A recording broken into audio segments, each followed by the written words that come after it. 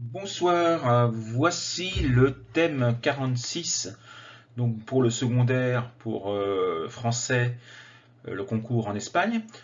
Mais bien entendu, ce thème peut être très intéressant également pour des lycéens ou pour des collégiens qui s'intéressent à la période de la Révolution, ou plutôt de la pré-Révolution, puisque nous allons voir la période qui précède la Révolution française et la période de la Révolution française jusqu'en 1799.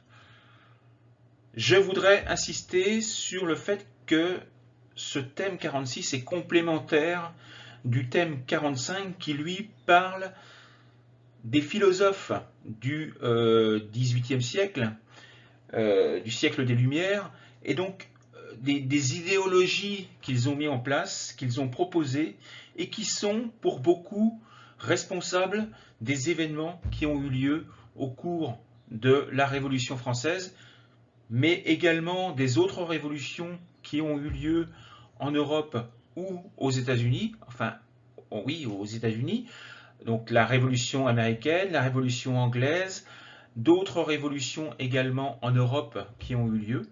Donc les idées proposées par les philosophes du siècle des Lumières sont en grande partie responsables des événements de la Révolution, et nous en parlerons à la fin du thème. Donc, n'hésitez pas à revenir sur le thème 45 pour mieux comprendre ce thème 46. Une dernière petite chose, c'est évident que je ne peux pas développer sur une vidéo tous les éléments que l'on peut proposer sur un document écrit. Donc, là encore, comme d'habitude, je le répète, la vidéo n'est pas suffisante.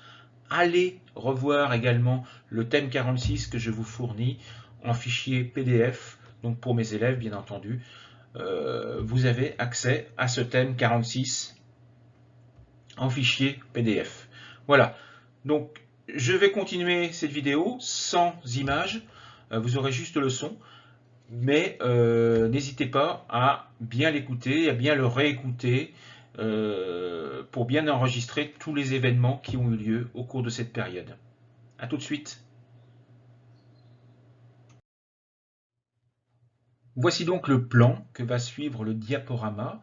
Donc dans un premier temps, nous verrons la France de Louis XVI, donc on va dire la France du XVIIIe siècle, même éventuellement la France de Louis XV, puisque nous allons commencer réellement à voir que dès la mort de Louis XIV, des idéologies un petit peu rebelles vont s'installer au niveau de la noblesse, qui ne supportera plus cette monarchie absolue qui avait été mise en place par le roi Soleil, par Louis XIV. Ensuite, nous verrons la période qui va du tiers-État à la nation, donc des États généraux jusqu'à l'Assemblée nationale constituante. Ensuite, nous verrons la constituante en elle-même, l'Assemblée législative et la chute du roi, la Convention, avec la terreur, bien entendu, et la déchéance, le directoire, donc c'est-à-dire le gouvernement qui remplace la terreur, qui remplace la Convention, et la chute du directoire.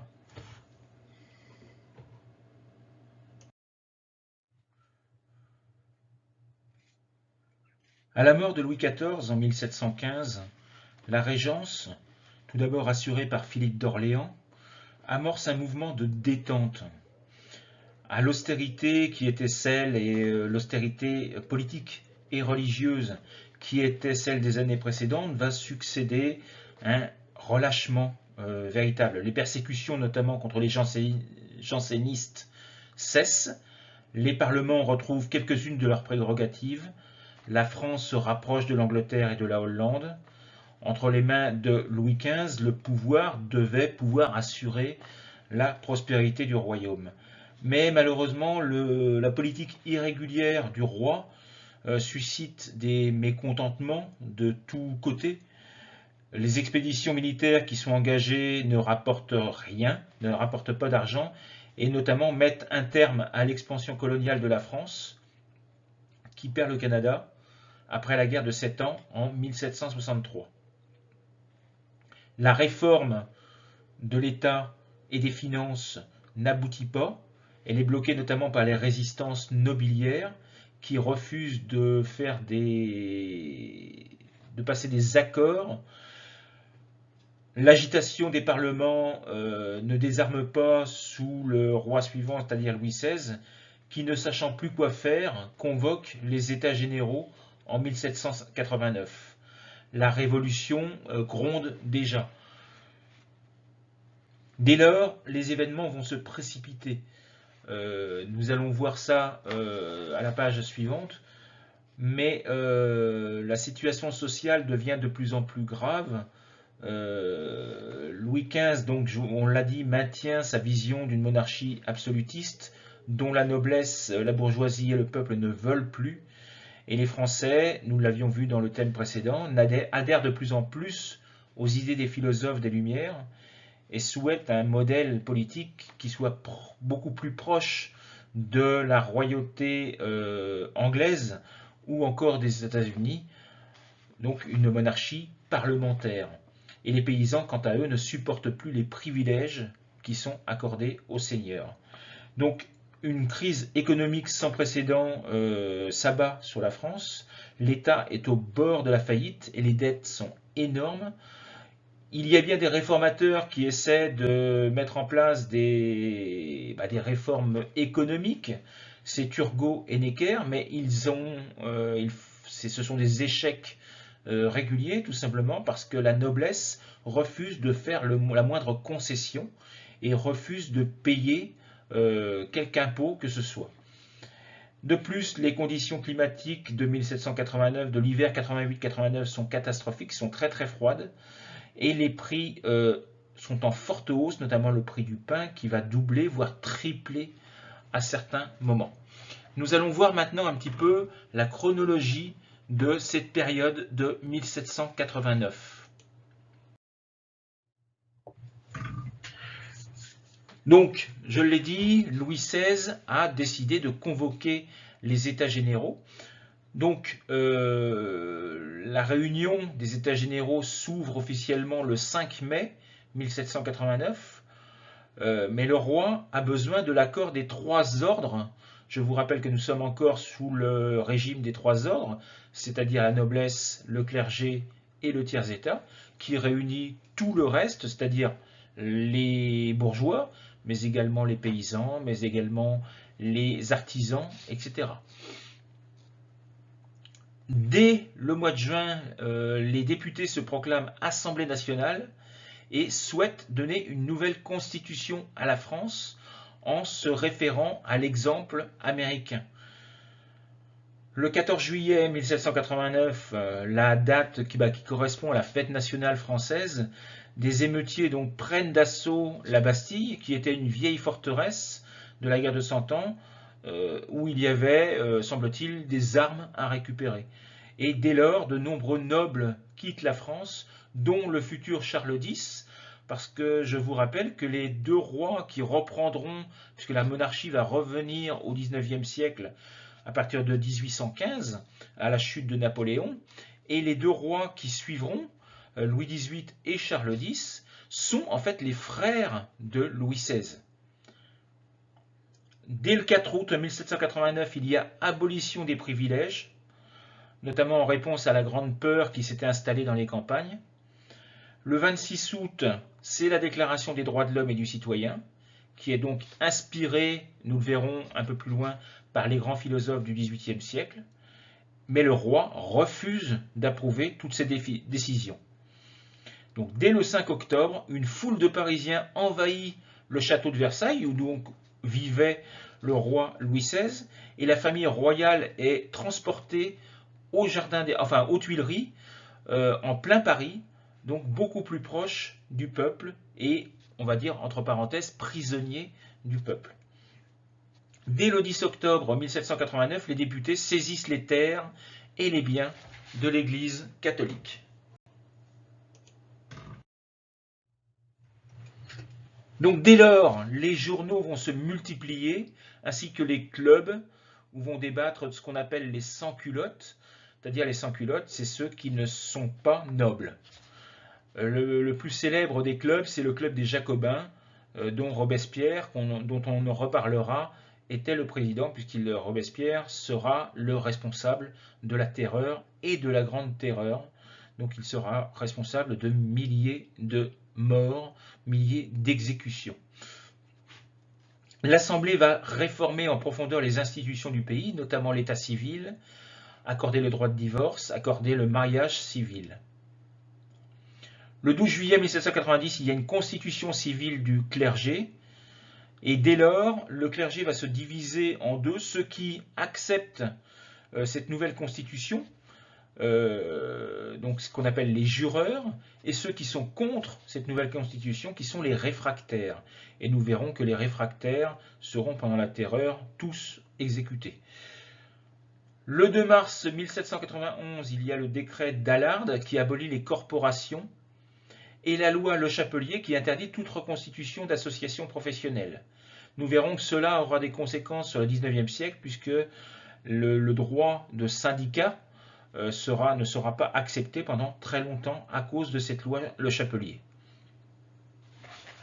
17 avril 1791, le pape condamne la nouvelle constitution civile du clergé et le roi utilise son droit de veto pour paralyser le travail de l'Assemblée. Donc toutes les décisions qui sont prises par l'Assemblée sont immédiatement bloquées par le roi. Et le 21 juin 1791, après sa tentative de fuite, donc il a essayé de fuir des Tuileries, mais il a été arrêté à Varennes, il a été reconnu et donc arrêté à Varennes, et à partir de ce moment-là, le peuple n'a plus confiance en le roi, et il est accusé de trahison et donc est enfermé.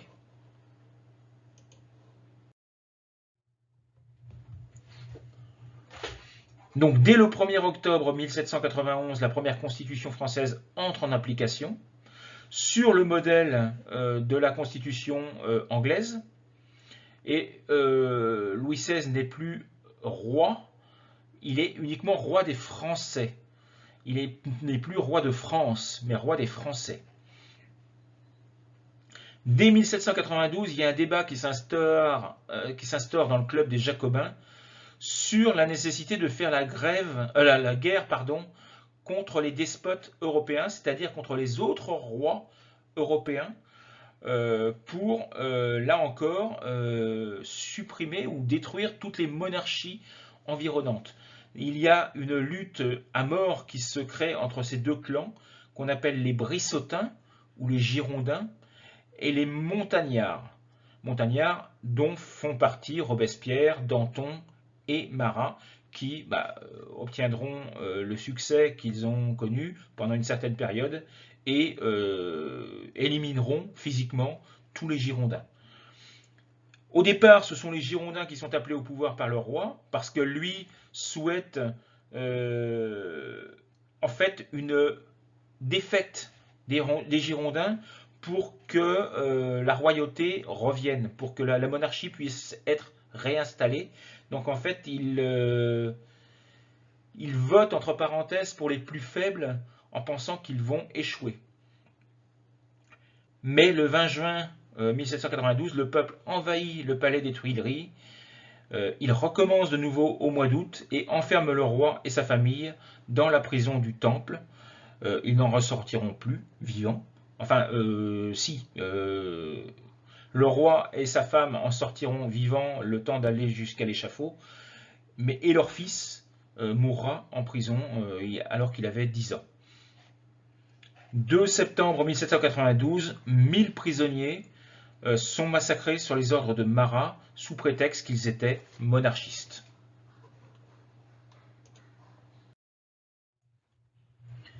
Et donc, c'est une nouvelle assemblée qui est élue au suffrage universel le 20 septembre 1792. Elle prend le nom de Convention. C'est un nom qui a été emprunté aux Américains. Et elle se réunit pour la première fois et il proclame l'abolition de la monarchie. Et donc un nouveau calendrier est mis en place, le calendrier révolutionnaire, et donc il commence à l'an 1 de la République, sur proposition de Danton. Le roi est mis en accusation, ce qui va éveiller des oppositions entre les deux clans politiques, comme je vous avais expliqué tout à l'heure, les Girondins et les Montagnards. Les Girondins qui sont contre l'accusation contre Louis XVI et les Montagnards qui sont pour. Les souverains européens, voyant ça, s'inquiètent non seulement pour leur roi, mais également pour leur propre pays, parce qu'ils craignent qu'une contagion révolutionnaire s'installe dans toute l'Europe. Dès le 20 avril 1792, l'Assemblée législative a déclaré en effet la guerre aux rois de Bohême et de Hongrie, mais au cours de l'été, la France est déjà envahie par les armées prussiennes qui menacent les Parisiens. Le 20 septembre 1792, victoire française de Valmy, qui retarde un petit peu l'échéance, au chant de la Marseillaise qui va devenir le chant officiel de la France. Au niveau politique intérieur, la révolution se déchire. Les montagnards, je vous l'ai dit, obtiennent la condamnation à mort de Louis XVI, qui est guillotiné le 21 juin 1793. La Convention proclame la patrie en danger, donc c'est la terreur qui débute. Il va y avoir dès ce moment-là le début des guerres de Vendée, puisque les Vendéens sont monarchistes et refusent cette convention. 28 mars 1793, création d'un tribunal révolutionnaire, et là c'est le début de la terreur. Il va y avoir des milliers d'exécutions. L'échafaud va tourner sans arrêt. Tous les Girondins vont être arrêtés et guillotinés. Et le 17 septembre 1793, la loi des suspects est mise en place. Il n'y aura même plus de procès. Sur la moindre dénonciation, la moindre doute, la personne est immédiatement exécutée.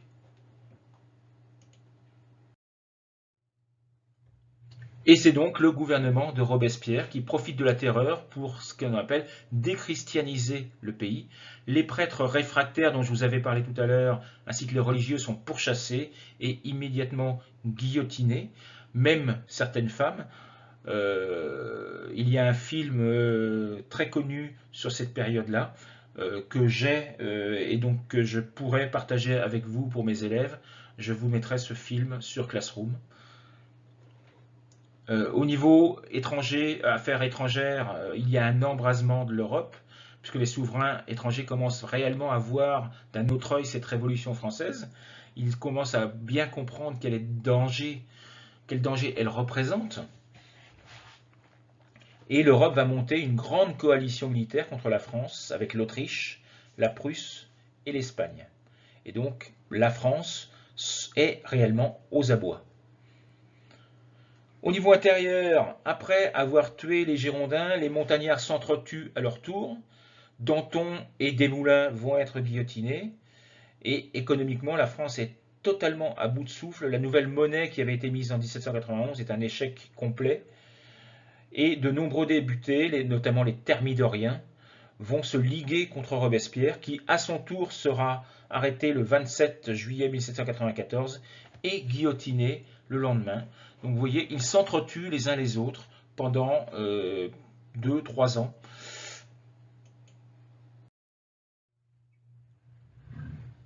Et donc les Thermidoriens, qui ont exécuté Robespierre, vont mettre fin à la terreur et vont libérer tous les prisonniers. Donc il y a beaucoup de royalistes parmi les Thermidoriens qui souhaitent un retour à la monarchie, mais malheureusement, donc je vous l'ai dit, le jeune Louis XVII meurt en prison le 8 juin 1795 alors qu'il n'avait que 10 ans. Les Thermidoriens préparent alors une nouvelle constitution avec 2 assemblées, les 500 et les anciens, comme en Angleterre.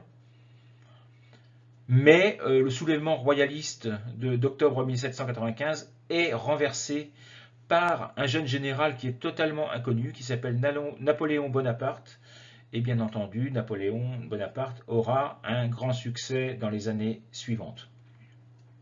Donc dès lors, le pouvoir est confié à un directoire de 5 directeurs, c'est pour ça qu'on l'appelle le directoire d'ailleurs. Ils font la rédaction d'un code civil, ils lancent une nouvelle monnaie, le franc, pour remédier à la crise monétaire. Ils rénovent également l'enseignement. C'est à cette époque-là qu'est créé le bac, notamment. Mais malheureusement, il y a énormément de corruption dans ce directoire. Les généraux sont encouragés notamment à rançonner les pays qu'ils conquièrent. Napoléon Bonaparte, quant à lui, conquiert l'Italie du Nord, l'Italie centrale, qui regorge de richesses. Et le directoire va exporter la révolution dans les pays conquis. Il va notamment créer des républiques sœurs en Italie et en Suisse. Le gouvernement instaure la loi Jourdan en septembre 1798, c'est-à-dire la conscription obligatoire, c'est-à-dire le service militaire obligatoire. Cette loi Jourdan ne sera abolie qu'en 1998, 200 ans plus tard, par Jacques Chirac. Puisque maintenant, depuis 1998, le service militaire n'est plus obligatoire en France.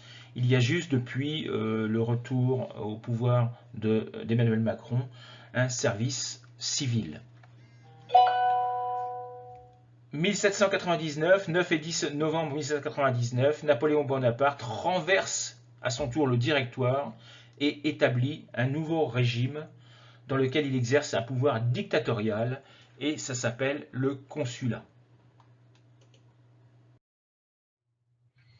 Alors voyons maintenant ce consulat, nous en parlerons dans le thème suivant. Voyons maintenant les acquis de la Révolution. Au niveau politique, au début de la Révolution, le roi perd tous ses pouvoirs. Il doit partager notamment le pouvoir avec l'Assemblée qui propose et vote les lois. Il y a dès lors séparation des pouvoirs comme l'avait demandé Montesquieu notamment. Le peuple entre dans la vie politique. Certains hommes uniquement parce que les femmes et les pauvres ne votent pas encore, puisqu'il faut payer des impôts pour pouvoir voter. Au niveau social et civique, le peuple a exigé la liberté et l'égalité. Il les a obtenus avec la Déclaration des droits de l'homme le 26 août 1789. La Marseillaise devient l'hymne national. Les anciens privilèges sont abolis. L'école devient publique. Le mariage civil existe et le divorce est possible.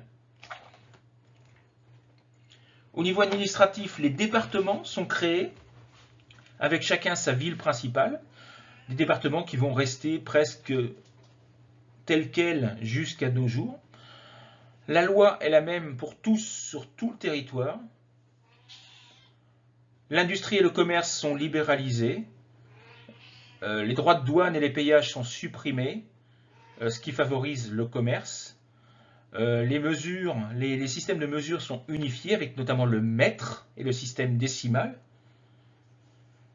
Le gramme également, le litre apparaissent. Au niveau justice, les lettres de cachet sont supprimées. Le principe de la présomption d'innocence est reconnu. L'organisation des tribunaux est simplifiée. Et au niveau religieux, les biens du clergé sont confisqués et vendus par l'État. L'Assemblée a voté la constitution civile du clergé, c'est-à-dire que les prêtres ne sont plus propriétaires de leurs terres, ils sont fonctionnaires et payés par l'État. Voici pour finir une petite bibliographie rapide.